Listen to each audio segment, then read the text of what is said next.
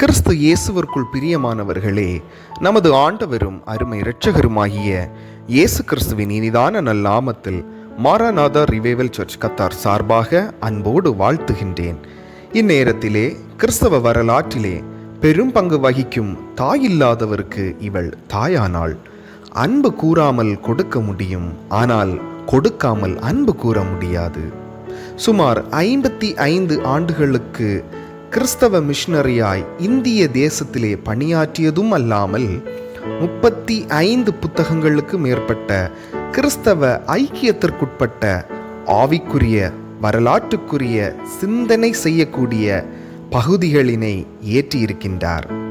இவருடைய பெரும் பங்கு இந்திய தேசத்திலே தென்னக பகுதியாகிய தமிழ்நாடு மாநிலத்தின் திருநெல்வேலி மாவட்டம், அங்கே பெயர் பெற்று வளர்ந்திருக்கும் கிறிஸ்தவ நிறுவனமாகிய டோனாவூர் ஐக்கியம் இதனை ஸ்தாபித்து பெண் பிள்ளைகள் மத்தியில் அம்மா என்று அழைக்கப்பெற்று இன்று சரித்திர புத்தகங்களில் இடம்பெற்றிருக்கின்றதான கிறிஸ்தவ missionary Amy Beatrice Wilson Carmichael.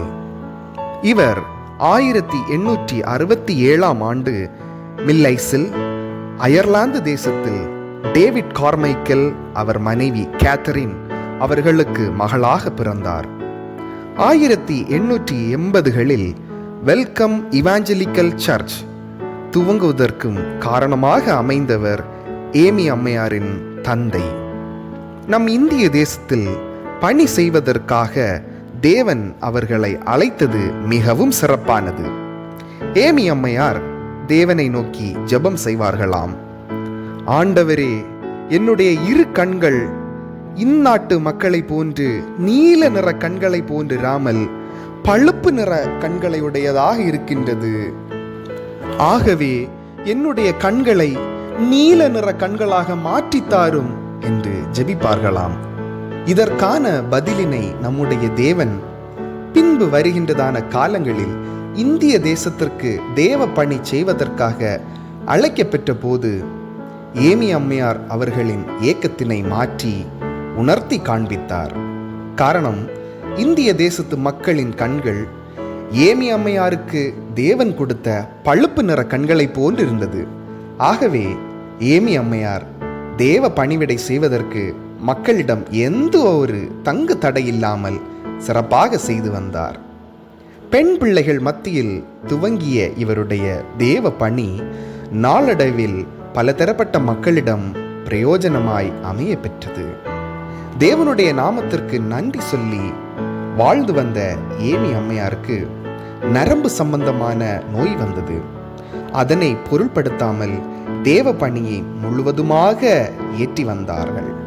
பின்னர் 1951 ஆண்டு தன்னுடைய 83 வயதில் சிங்காசனத்தில் வீற்றிருக்கும் ராஜாதி ராஜன் தேவாதி தேவன் சர்வலோகத்தின் அதிபதியான ஆண்டவராகிய இயேசு கிறிஸ்துவின் ராஜ்யத்தில் உட்பிரவேசித்தார்கள்.